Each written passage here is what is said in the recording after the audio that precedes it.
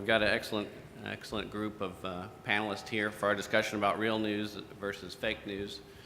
This certainly, for me, was a topic that was very relevant just in the last couple of weeks. I've been, as I said, busy leading our newsroom's coverage on Hurricane Harvey, so I'm glad to have a break from that. If this had happened a couple of weeks ago, I'm not sure I'd be here right now.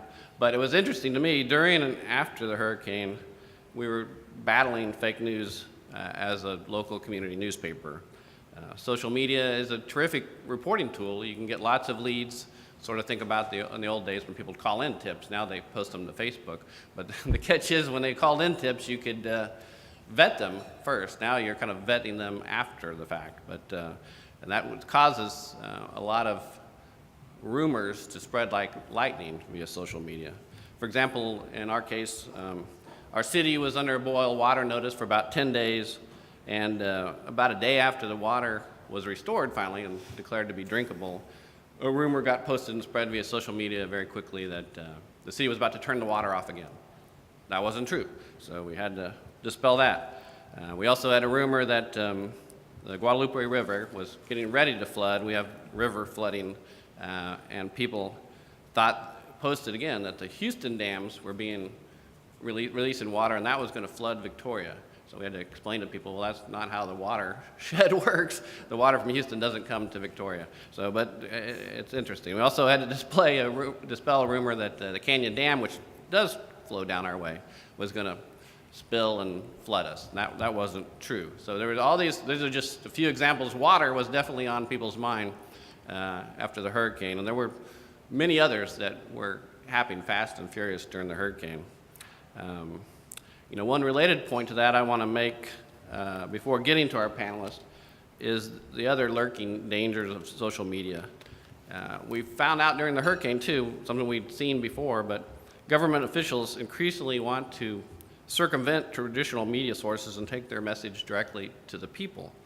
That may seem, at first glance, fine, because you want to get the information out, right? During a hurricane, you don't. But there are a couple of serious problems with that in my mind. First, government's reach is relatively small. I mean, our city's Facebook page, where they posted a lot of information, is pretty hard to find, really, and it has about 14,000 Facebook likes. Our newspaper has, by comparison, more than 45,000 Facebook likes, plus our Twitter and Instagram accounts, plus our 3 million monthly page views at victoriaadvocate.com, plus our 25,000 daily paid subscribers, so our reach is much vaster. The second concern is perhaps more alarming. Government officials seem to increasingly want to avoid working with the media and having journalists look over their shoulders on behalf of the public.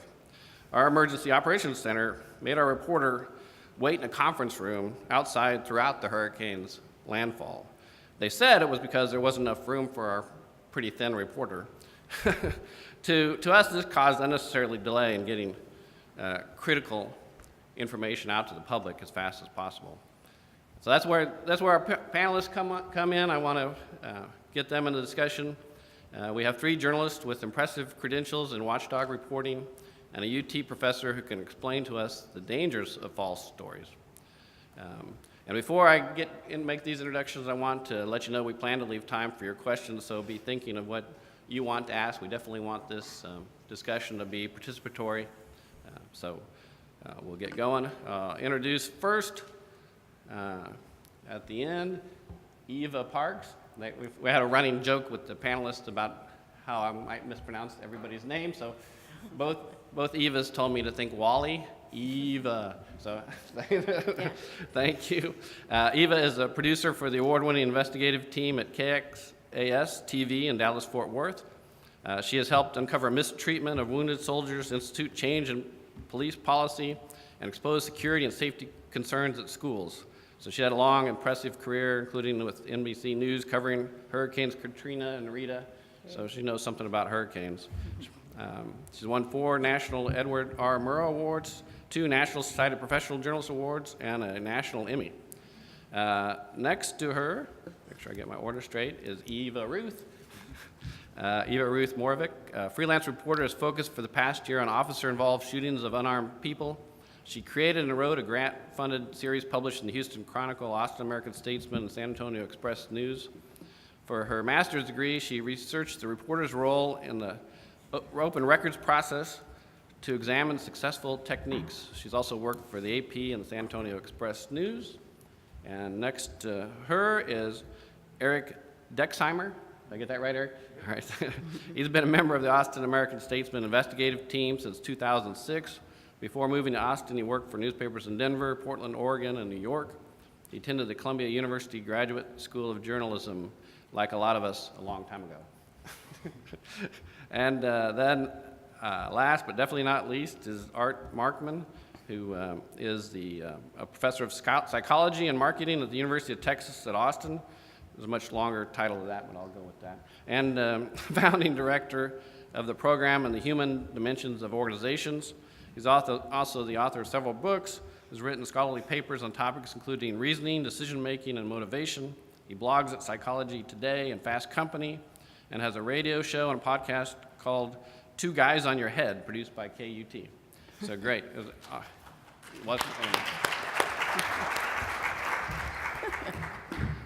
right. So I want to start the questioning with the question for Eva Parks. Eva, in your notes to me, you brought up the importance of fact-checking the PIO.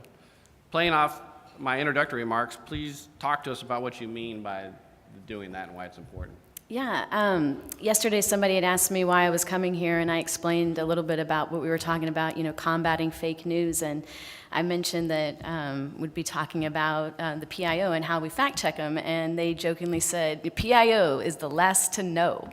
Are we all journalists in here? Do we have any PIOs in the room? Okay. I will preface that I have sat in your seat before, so I'm sorry in advance.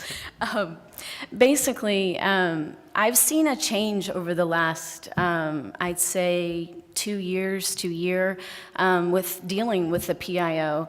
A lot of times, so I'm an investigative journalist, and I know sometimes you see a news person emailing you, antenna goes up. You see investigative, antenna goes way, way up. And so my advice on that is just when you see me or somebody emailing, hey, answer that question pretty quickly. I've seen a shift over the last year, though, that PIOs are treating questions as records requests, just a simple question of, hey, how many of this do you have? Or, hey, can you just answer this question? And so one way, I know Art had talked about social media. Over the last, I'd say really 6 months, I've been dealing with this, well, actually it's been more than a year now. I've been dealing with an agency, Dallas County Schools. And they've taken to social media, blasting stats and saying, one thing where we know for a fact that that is not true. And so we've been doing this long-form investigation on Dallas County Schools.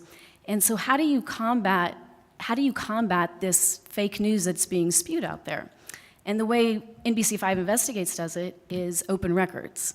And so when we hear something and we want to know a little bit more, we'll ask the PIO, hey, what do you know about this? Can you tell me more information? See what they do know, and then we'll file a records request based on that. And so a lot of times, like Art said, this journalism right now is more important than ever, and it's because of fake news. And so how do we combat that? My team is very records driven. Most all of our reports, I'd say 98% of all of our reports are heavy on records, which means our reports take a lot more time. When we air a report, we will put our records online, and we a lot of times create a facts page, frequently asked questions, where we will actually post the record backing up all of our research and our data so that the public knows, hey, this is where we got the information. This is how we came to this.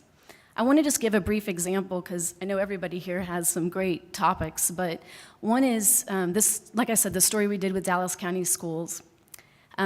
We had heard that their bus crashes were way up, and the state of Texas requires that you file how many accidents a bus has had. So I looked online, And I saw a trend that in Dallas, these bus accidents were up 103% in just 1 year. And so I created a database. How many people here love them some data? Huh? Data usually doesn't lie. And we saw a trend that across the board, this agency had gone from a certain baseline all the way up to 103% in bus crashes. So we took those records and we went back to the PIO, and they said, oh, that information's wrong. They wanted to rewrite history. And I said, but you guys submitted these reports every single year saying we had 60 crashes this year, 411 crashes the next year. How can that be true? And we ended up running the story, and they counteracted and said, well, those bus crashes weren't that bad.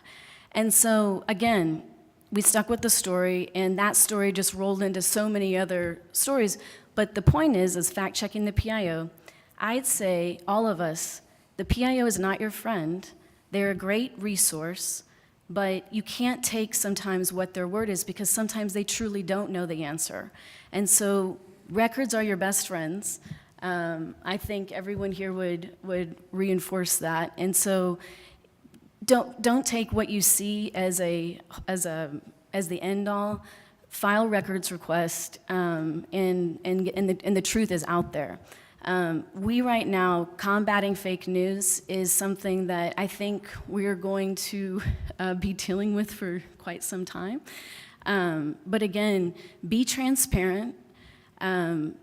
Give the public as much information as you know.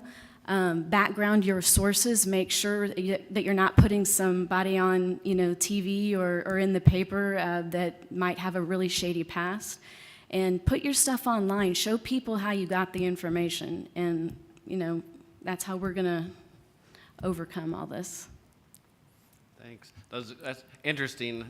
I tell this, my reporters the same things, that you've got to go beyond the PIO with their reporting. And although I will also say I'm married to the director of marketing communications at the local university, so she is my friend. But we have interesting agreements to not talk about certain things, because I know she's definitely going to, what she presents is going to be the truth, but it's only going to be the truth that the university wants out. So that's the distinction you've got to make as a journalist. But you made an interesting point I wanted to ask a little bit more about, was that, and I've seen this too at our paper, where we're a small community newspaper, and it surprises me that we'd see it, that every question increasingly to PIO is suddenly an open records request, and we think, well, these are just basic questions. They're not asking for a database or something. We're asking just basic information that is obviously open. And so could you? Yeah, I'd say so. The last several years, I've been primarily focused on covering school districts, and I have some great school districts that I deal with. I can pick the phone up, they immediately answer.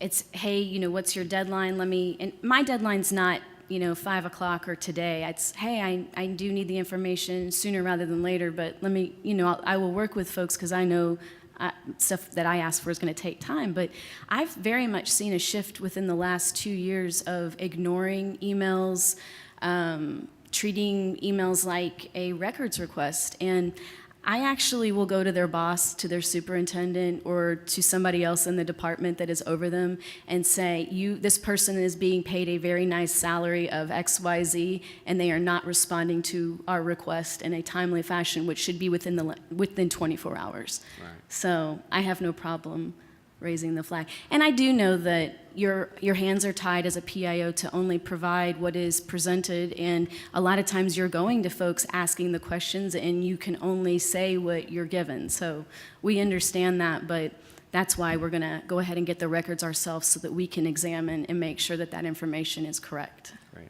Well, let's go to the next question for Eva Moravec. We talked a little bit about the importance of showing your work, and I wonder if you could play off of the earlier remarks about what you mean by that and how you do that with your work.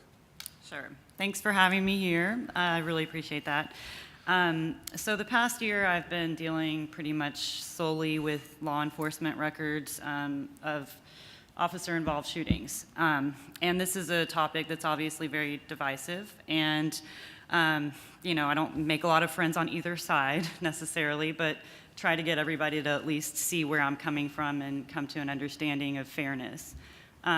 So I guess, I deal with a lot of skeptical law enforcement agency folks, and also people on the other side who don't understand how the criminal justice system works in Texas and the legal system, and get kind of confused by that whole thing. So I have made it a point to put all of my open records information up online with stories. I think it's really important, like Eva was saying, to show your work, and I think it helps readers be able to come to similar conclusions or to their own conclusions. And I guess I just felt like with law enforcement, especially in my work, this is something that really helps everybody understand that it's a fair story, or that it's an accurate take.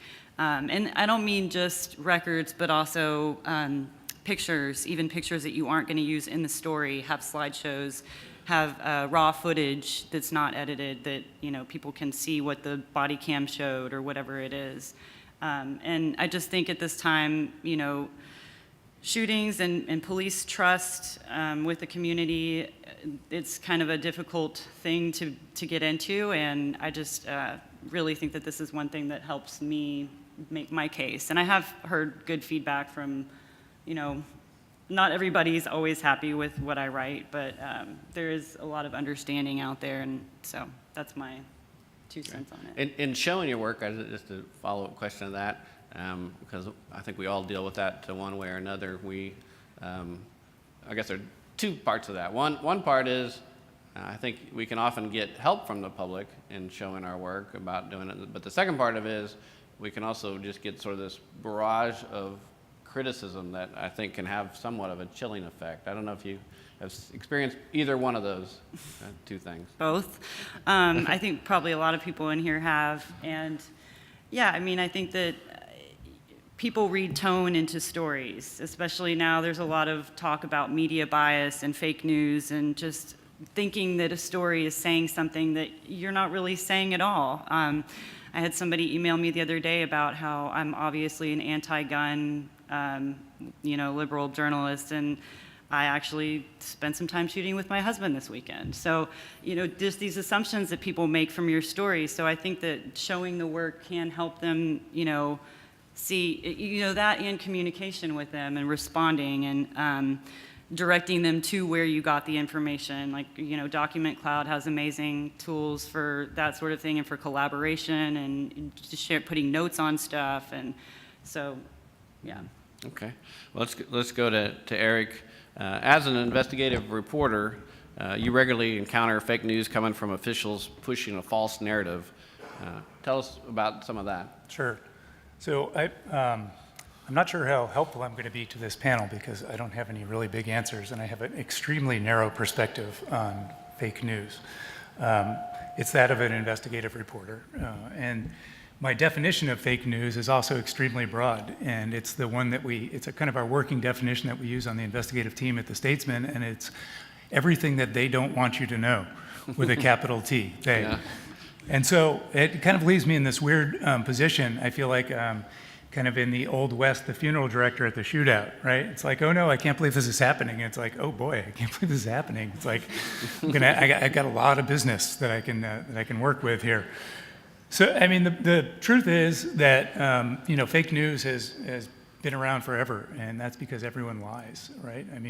We run across it every day. We run across it in every section of our paper. And just to double check that, I went back and I did some reading of Walter Lippmann, because who else are you going to read, right, when you want to know about journalism? This is from 100 years ago, 1920, Liberty in the News. He talks about government and institutions will fail if the propagandists and censors can put a painted screen where there should be a window to the world. And then he continues, if I lie in a lawsuit involving the fate of my neighbor's cow, I can go to jail. But if I lie to 1 million readers in a matter involving war and peace, I can lie my head off, and if I choose the right series of lies, be entirely irresponsible. Nobody will punish me if I lie about Japan. It kind of places us in time. I can announce that every Japanese valet is a reservist and every Japanese art store a mobilization center. I'm immune, and if there should be hostilities with Japan, the more I lied, the more popular I should be. Plain fact is that out of the troubled areas of the world, which you might include the US now, the public receives practically nothing that is not propaganda. Judgment on the vexed issues of Europe is simple out of the question for the average American. The more cocksure he is, the more certainly he is the victim of some propaganda. And I'm old enough, which is a curse and a blessing, that I remember the use of the word propaganda, right? That's when governments tell you something that they want you to believe is their version of events. I remember Nixon saying that we weren't bombing Cambodia. I remember My Lai being presented as a fierce firefight. I remember Hoover, or certainly reading about Hoover, telling us that Martin Luther King was one of the biggest liars in the world, right? That his view of the world was the one that was incorrect. And so it's kind of nostalgic for me. I remember the Russians in the Cold War, that Russians are still setting up Facebook pages that are fake. It's like, wow, I feel like I've seen this, to influence elections. And when I say that fake news appears in every section of our paper, I mean that literally. I mean, in our business section, you don't have to go back very far. Bernie Madoff's entire financial books were fake news. I know that the jury is still out on Equifax, but the fact that their executives sold stock after they knew that their data had been compromised, but before it was public, I don't know, I'm suspicious. Look in our sports section. I did this just to check myself because I remembered when Nick Saban was the coach of the Miami Dolphins, and he was asked on December 21st, 2006, because there had been rumors, are you going to be the coach of Alabama? And he said, I'm going to put this to rest right here and right now. I am not going to Alabama. And it was 10 days later that he accepted the job. And then, of course, with politics, and features, of course, we run a column by Dr. Oz, so politics is kind of fertile ground for fake news as well. And there was an interesting profile in Chicago Magazine this week about Rod Blagojevich. I don't know if you all remember him, the former governor of Illinois, who I remember I went back and looked, and in 2008 he said, whether you take me privately or publicly, I can tell you whatever I say is always lawful, and the things I'm interested in are always lawful, which, if that doesn't strike you as fake news, then I don't know what does. Similarly, I'm old enough to remember Gary Hart saying, yeah, follow me around, you'll be bored. Which again, another instance of fake news. And I see that newspapers in this state and across the country address fake news every day and in every story that they write in their investigative sections. And I include that, again, my definition being very broad, that when the El Paso paper did their story about about test scores being manipulated in the schools, how is that fake news? Well, it's a narrative that the school district is promoting, that every child in this district is getting a good education and that they're being tested and evaluated fairly, which it turned out not to be true. The Tribune series on Hell and High Water, which is a great work of journalism, how is that a fake narrative? It's because the officials in Houston were saying we're safe, we're fine, we're going to be okay, right? So, every day what we do is we try to puncture these myths and what I view as fake journalism. Excuse me. So I think I was asked to be on this panel because we've been running a series of stories about in-death custody, or in-custody deaths, people who die in the custody of police. And we chose that because there's been a lot of great work done, including by Eva, about police shootings that had been it was pretty well covered. So these are folks who are taken into custody, they're restrained, and they end up dead. And there are a lot of good reasons that might happen, a lot of legitimate reasons. People who are taken into custody often are, they're on drugs, they're combative, they get in fights, things happen. But there were a couple of stories that we wrote about that reminded me of fake news, and I'll tell one quickly and the other a little more slowly. One was we had run a series of stories about tasings and people who got tased, and police, they fill out their reports and they have to tell you, kind of more or less what happened. And this was a story about a guy named Willie Banks up in Burnett County, and he was on his own property, and he had been drinking, and he was familiar to police, and police from a couple of local districts, Burnett County Sheriff and Granite Shoals Police Department, went there late one night because he had a fire going, and he was being kind of loud, and he Willie had some mental health problems, and see if I can remember this. It's been a few months. They show up and they tell him to put out the fire, and Willie doesn't want to, and they end up charging him with public intoxication, which is kind of a trick because he's on his own land. He's not in the public. And they get into a confrontation, and he ends up getting tased. And the police report just says that after a brief struggle, we tased him, we took him into custody, and we brought him to the jail, and it turned out he was non-responsive and he died. But we got a bunch of open records, and it turns out that what happened is that they tased him for 3.5 minutes straight. And they put him into the back of the police car, and they left him there. They stood around talking. And he had been tased so much that he kind of went unconscious a couple times. They didn't call medical help. And so this narrative that the police had put forward was not the one that was actually true. I mean, it was fake news in the most basic sense of the word. It wasn't a big earth-shaking event, but to the family and to the people who cared about him, it was a narrative that, was extremely false and damaging. So I think I've talked long enough. I had another story, but I'll Well, go on. let me ask one question off of that, Eric, because I want to parse out that thought. I thought it was a very interesting thought about how we do publish fake news every day, but if you define it as we quote some official or somebody else who's not telling the entire truth, or subsequent reporting reveals more of the truth. And, how, I guess the danger, though, in talking about those terms, so I wanted to parse that out more, is if we've got this narrative going that, well, everything's fake, so the newspapers are fake, everything's fake, so you don't believe anything. The News Literacy Project is a relatively new organization out there that is trying to promote more news literacy for consumers, and they have a course on that and everything else. One of the things they talk about is, and it's a tricky point, trying to help people understand conditional truth versus established truth. And maybe I just want you to talk a little bit more about that point, Eric, and how you see that as you talk about Saban saying he's never going to Alabama, and then he does that kind of fake news. Well, yeah. First off, I don't want to give the impression that. Well, two things. One is I think my view of the world is an occupational hazard. I think anybody who works in this profession long enough gets to be kind of suspicious and cynical. I don't think everybody believes that or thinks that way, or thinks that everything they're being told needs to be checked out. Like the old saying, if your mother tells you something, double check it. But I tell it what I say to our reporters on our investigative team. What we have to do is what we do every day, and that is just continue doing our job. I mean, what we have with fake news, it seems, is, as I pointed out, it's nothing new, but we have a new distribution problem. That is, the people who are disseminating fake news are doing it in a way that is much more effective and reaches a greater audience. But that doesn't change what we do.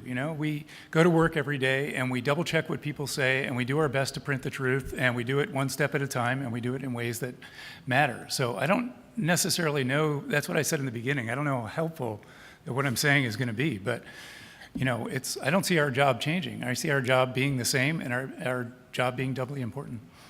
That definitely helps. Thanks, Eric.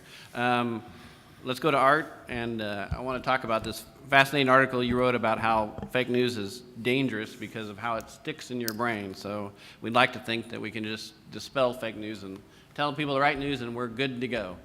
But maybe that's not necessarily the case. We want to talk about that, Art? Sure. So I always feel like on panels like this, I'm the exotic, right? Coming from the outside. But to me, the issue is, so people lie, and there are stories that get out there that aren't true. Who cares, right? I mean, as long as journalists are doing their job and trying to get the real stuff out there, shouldn't that eventually win out, right? And here there's several issues that are intersecting that come together in this kind of a story. The first is that it turns out that the things that you hear are very sticky in your brain. Your brain is not actually designed to have it. There's no delete button, so you can't erase something that you've heard. You can't unsee the things that you've seen. And so even if you mark something as, well, this turned out not to be true, it still has an effect. There's actually a phenomenon in psychology called the continued influence effect, which is the idea that something that you hear actually, you still continue to give it believe that there's some grain of truth to it, the whole sort of where there's smoke, there's fire. So if I heard this, there must be some element of it that's true. And it turns out it takes a lot more work to get people to stop using a piece of information they heard than it takes to get that piece of information in the first place. You have to actually explain to people why the thing that they heard is actually not true, and not just say it's not true. Because if you just say it's not true, now I've got these two competing things in memory, I'm not sure what to do with them, and they both end up affecting what I believe. You actually have to tell people, look, here's why you heard this other thing, and here's why that's actually not something that should affect what you believe. You have to give them a narrative to help them understand why this piece of information isn't true. Now, the pernicious effect of these false pieces of information that get into our brain is that what we do with information is to use it to understand everything else that happens in the world. So if we get a fake story about a politician that makes us mistrustful of that politician, it now influences every other statement that they make. We now interpret their motives. We now interpret the things that they're saying in ways that are consistent with what we believe already, which means that even if we say overtly on the surface, yeah, I don't really believe that particular fact anymore that I heard, still having developed an attitude about something now affects the way that you interpret new information that comes in, which means that you now come to believe I have a perfectly good reason to hold a particular point of view, even though that point of view was actually created because initially you heard something false that colored everything else that you hear about the world. And so you come to believe you have independent reasons to believe what you believe. They're not independent. They were actually at root something that came out of information that was initially false. And so this has these are two things about the sort of these pernicious effects of fake news. And I want to add two other things to this. One of them is, as you know, people don't like to hear things that don't fit with their existing worldview. So, and this is true for scientists, it's true for the public, it's true for journalists, it's true for people in general. We are much more skeptical of information that does not accord with our belief about the way that the world works. So, for example, as a scientist who spends some amount of time trying to communicate science to the public, what I see is, there's no political leaning that makes people more pro-science. We are pro the science that fits with the way we want the world to be, right? So if you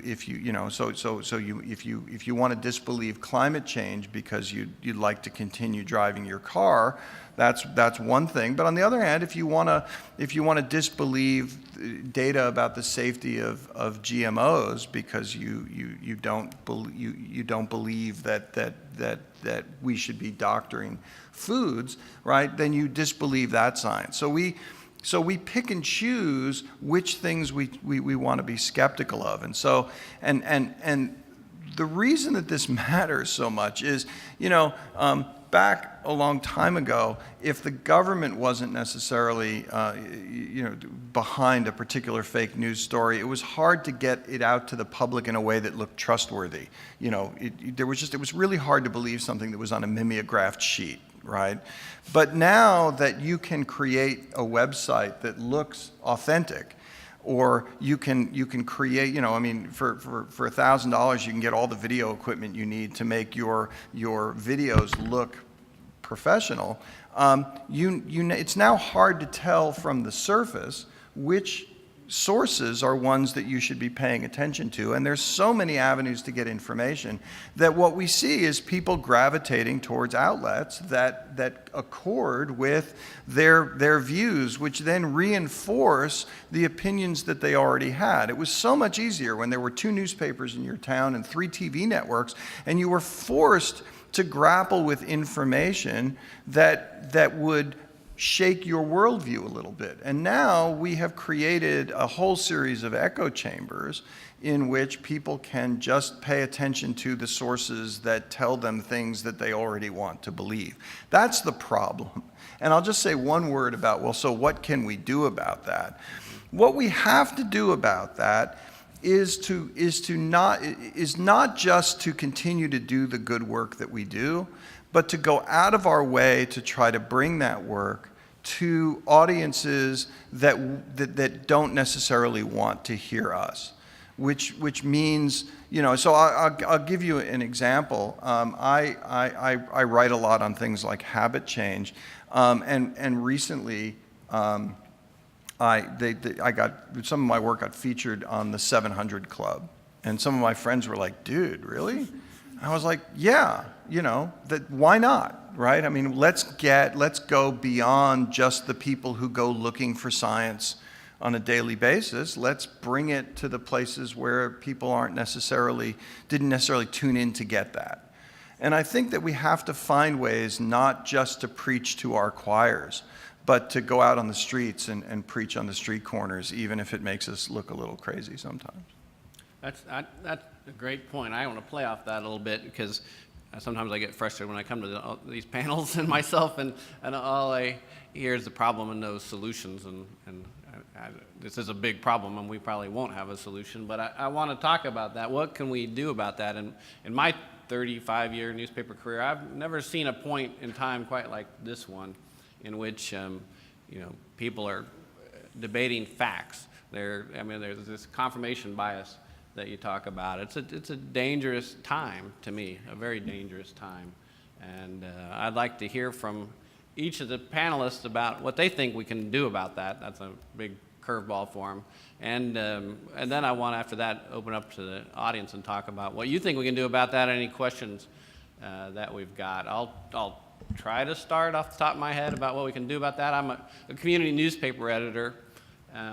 So unlike some of my Metro colleagues, I like to think that we're closer to our community, and I see them all at the grocery store and on my 5,000 Facebook friends and all of that, that I can talk to them about what we're doing and why we're doing it, and help pierce that confirmation bias just a little bit. But I have to say it's more challenging than ever to have them trust us, because a lot of people immediately come into it with the idea that we're all part of the liberal media elite, and we're all up to no good in some nefarious way. And I usually will start that conversation with them like, "No one's given me the secret handshake. I don't know what you're telling me, because we're an independent, family-owned newspaper, and if you want to talk to Kay McCaney, she's up, her office is over there, or Dan East is the publisher. I mean, we're not part of that. I will say that. But there are certainly, on the other hand, big media companies and big monolithic news organizations. So that's how I address it in my little corner of the world. I'd be curious to see how our panelists each tackle that question.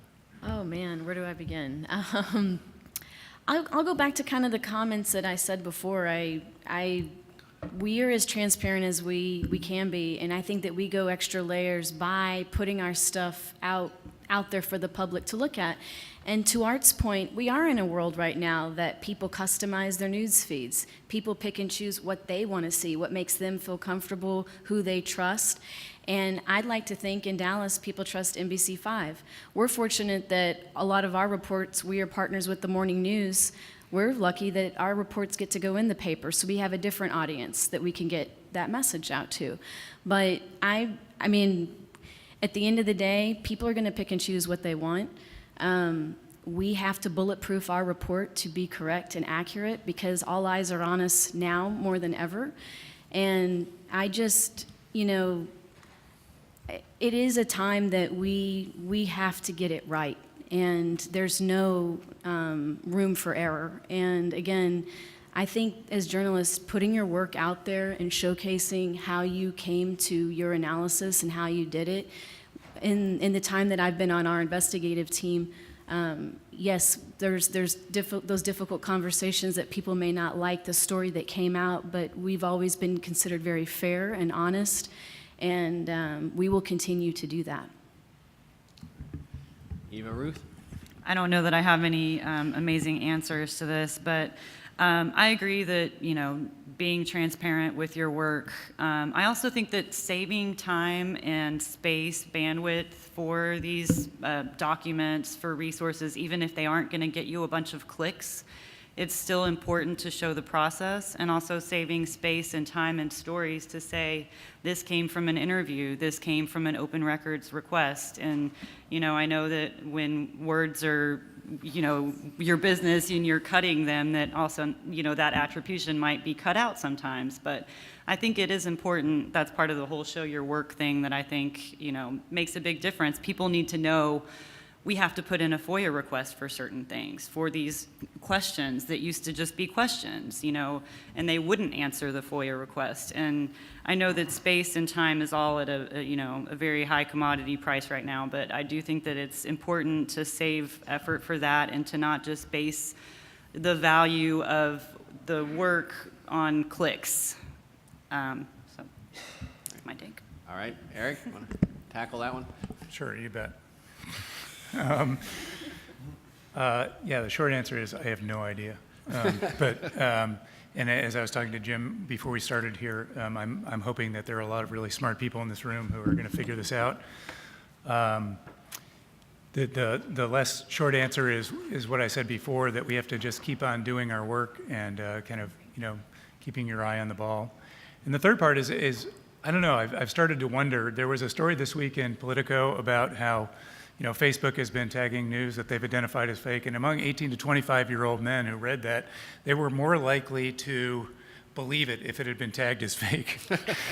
And I see that, and I see these marches of the modern KKK, and I wonder, and I see people who click on our stories in our paper that are meaningless, that are, you know, there's pet stories or dog stories, and I wonder if we're trying too hard to reach everybody. That there are some people out there, you wouldn't say, how are we going to reach, you know, that guy in the street with a Confederate flag and burning, you know, in a hood and stuff. And maybe it's true that there's going to be fake news, and that there's always going to be a group of people who believe it, and that we're wasting our time trying to kind of yell at them and say, look at us, here are the facts, look at all the documents that we've assembled. Maybe, you know, we get judged at our paper a lot by how many clicks we get, but we all know that that's not a very meaningful measure. It's the people who are clicking it, right? The ones who are reading it and reading it through and kind of internalizing it and maybe thinking about it. So I hate to say it, but maybe the 18 to 25-year-old male cohort, we ought to just beg. I like it. The Strother Martin to Paul Newman approach. Some men just can't be reached. But, yeah. Art, go ahead. You started this difficult question. Yeah, so I mean, obviously, you know, I come from the outside, so I never want to tell anybody else how to do their work. I will say one thing. I'll talk from the place that I know best, which is in the public communication of science. I do feel like there are times where we try to present both sides of issues that are actually settled. And I think, you know, we have to be willing to push on that a little bit. So, you know, when there's brand new science that's being published, that science is still in doubt, and I think that there's good, healthy debate to be had. And then there are times where the science is actually not in doubt anymore. So, for example, we've had, you know, 120 years to play with the theory of evolution, and it turns out it's a pretty darn good explanation for how the world works. We don't need to find people who are skeptical of evolution on, you know, when we're doing a story on that. And I think the same thing holds true for things like climate science, where, you know, in broad brush, this is settled science. And I think that you can extrapolate this to other places as well. We really need, while we should certainly reach out to people and try and find out whether they have something legitimate to add to a story, because people are in there looking for stuff that is going to validate what they already believe, sometimes I think we have to make them uncomfortable with stories. And it's not that we're doing that because we're biased, we're doing it because there are times where what somebody wants to say on the other side is simply not true and doesn't deserve to end up in an authoritative source in the name of some particular concept of fairness, because I think it is not fair to readers and listeners and viewers to give time to positions that really are not carrying any facts with them. Right. Yeah, that's an excellent point. Well, we've got a half hour about to get the audience engaged here. So what sparked your imagination or your questioning? So if I can make sure everybody heard that question, and I can try to summarize, you're saying as a PIO, if you give the information to the journalists and it's accurate information, you've seen it before happen sometimes where it's reported in a skewed sort of way, right? And so who wants to field that one? Go ahead. So I appreciate what you do and the information you give us, but from my perspective, it's a starting point. If you tell me that somebody's making $85,000 a year, that's great, but what I will do is then report out how that compares to everybody else. I'll report out whether that includes benefits. I'll report out whether that, that represents a raise that they received. So maybe the information that you gave me will not appear in its unvarnished form all by itself, but it will appear, and it will have some context around it, and it may have some additional information that did not originally appear. I don't know you. I don't know what how you work with sources. But when I get stuff from agencies, they give me either exactly what I ask for, which in a way can be kind of deceptive, because I get the sense that they know what I'm asking for, but they interpret it very narrowly, or they give me kind of their interpretation of what I ask for. So I appreciate what they do, but it's just a jumping off point for me. I mean, I'm going to still do my reporting. As Eric said, records are just the beginning for us. And we pride ourselves at NBC5 that we aren't like the guys down the street that get something, think they know what it means, and then run with it at 10 o'clock. We spend time with it. We've actually sat on records for days, weeks, and it's as painful as it is. We've sat on them for months to make sure that we understand what we have, so that when we do our report, it's not an opinion, it's fact. Period. All right. Go ahead. Sorry, I have a little ad. Oh, go ahead, Eva. I would just also say that, there's a lot of variety in how people do that job. And just like there's a wide variety of types of reporters. But so in most reporters that I know don't only deal with one agency and one PIO all the time. So while you might be a fantastic person who always gives the reporters exactly what they want, there are others who, actively lie or deceive or, just give you not what you want. And so it's, we have to play to all of those possibilities. And so yeah, I just think that, there's a wide interpretation. Sometimes people don't even understand what the law is, and you have to, it's our job to also be sort of an educator of the law, and how many PIOs really like that, being explained their job by a reporter. But, somebody who's been there for 25 years would be a great person to have on the other end of a phone call, in my opinion. And I just want to add one little piece to this, which is, I'm a big believer in healthy skepticism, and so I do believe that what everyone should do is to monitor their behavior and say, what are the things that make me most skeptical? So what are the ones that I do the most follow up on, and then mark that amount of effort and put that amount of effort into the skepticism on every bit of information you get, and then and try and at least get the data that you need to put everything into context, even the stuff that you believe completely, right, on its face. And I think that when you do that and then you take information that you've gotten and place it into its context, I think that does actually help to create a certain amount of trust in the people who are reading this, that they realize, okay, so I'm no matter what the information is that this reporter is getting, they're actually making sure that it's being presented in its full glory and not sort of taking people's word in this instance, but then really being overly critical in other areas. So the question is, I think if I heard it right, was are there seeing more requests go to just regular requests get sent to the AG and not being handled as transparently and expeditiously as they should be? Everybody's seeing that. Yeah. So this agency we've been covering for going on 4 years, heavily over the last year. Dallas County Schools started filing a lot with the AG, and little known is when the request is denied and it goes to the AG, you need to fight to get that information. You need to work with if you have a lawyer, if you have an expert, you need to write a brief on why this information needs to be released. That doesn't just affect you and your shop, that affects this whole room and this whole state, that if the AG rules and makes a ruling, now that information's never going to get out, that kind of screws everybody.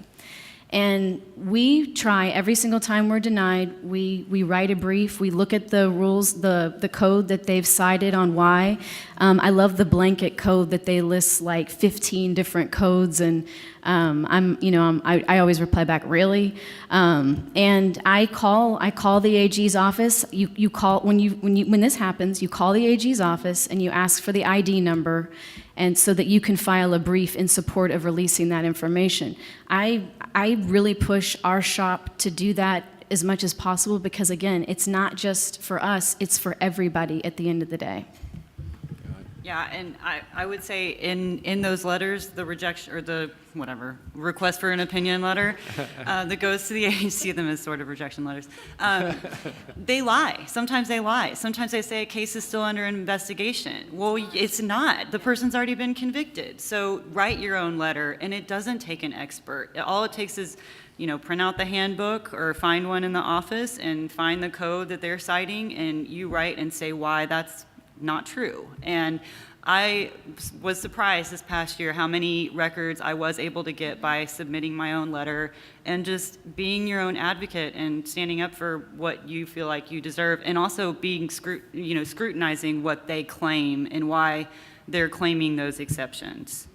Yeah, before I go to Eric, I'd say at a family-owned newspaper without an army of lawyers at our behalf, I'd want to give a shout out to the FOIFT hotline and the lawyers who work for that. I mean, they are a huge asset, and you can be your own advocate that way, and it's important to do that. But Eric, how do you handle it? I was just going to say that it does appear that they are sending more requests to the Attorney General's office for a few reasons, I think, and I'm not an attorney, so there are many more people in this room who can speak to it, but one is there have been court decisions which influence open records requests, the Boeing decision being one of them, that agencies increasingly rely on and hide behind to shield records from you. The other is the Homeland Security Act, the State Homeland Security Act, which gets broader and broader every year. And Eva's right, these decisions are used as precedent. So once one is kind of in the books, then they can cite it again and again to kind of incrementally broaden the exceptions to the rule. What I do the thing that drives me absolutely nuts is when they send it to the AG's office for an already well-established exception in the law. It's like, well, there's a birth date in here, so we're going to send it to the AG's office. Like, well, that just, pushed back my deadline for a month. Thank you very much.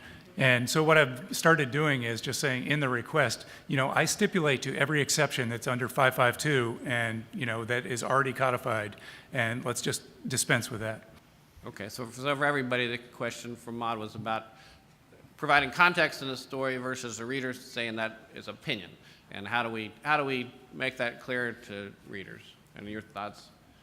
Yeah, I mean, it's hard, and it's hard also because media outlets in general have added more opinion into their reporting, because particularly print media because we're getting the outside of the context of investigative reporting, we're getting a lot of the facts very quickly, or at least we're getting revised versions of the facts, right? I mean, there was a shooting at a school the other day, and people were live tweeting the events, right? And so in many ways, I think we feel like if you're a longer deadline outlet, you have to be providing something of value, and I think that there's been an expectation that more opinion is going to creep into that reporting. And so this is part of what makes it, this is part of the context that makes this, I think, really difficult. What I think that means is that we are in an environment in which, when you are doing something that is intended to provide context, you should probably be a little bit more explicit about that, right? Rather than saying, that is to say to somebody, to place this figure, for example, when you're talking about salary information, for example, it can sound like you're nitpicking if you say, well, they're reporting $85,000, but to put that into context, there's all this other information, and so I think you just want to say, look, let's be clear about how to interpret these numbers, right? Just so by way of comparison, because I think there is more expectation now among the readers or listeners that there's going to be more of an intermingling between opinion and factual information. And so I think we need to mark things a little bit more clearly for people, not because the people in this room are doing anything differently than they may have done 15 or 20 years ago, but because the consumers of that information have a different set of expectations about what's creeping into stories. Right. And I would just add one thing to that, is I think we have to be more on guard than ever about that, about our own biases. We carry USA Today in our paper, although we're not a Gannett newspaper, we carry it as a bonus for our readers. And I'll have readers complain about USA Today, which is traditionally a fairly politically moderate publication. And I would always ask them when they complain to cite specifics for me. And usually they can't. But in one case, I read a story that I thought was really poorly sourced and very much sort of anti-Trump bias. And I sent a note to USA Today about that. And they responded and said, "You're right, we'll have to do better." And I think we all have to do better, I guess, and that's what I'll leave it with. But I want to also leave it with how terrific this panel has been, really brilliant. So please join me in thanking them.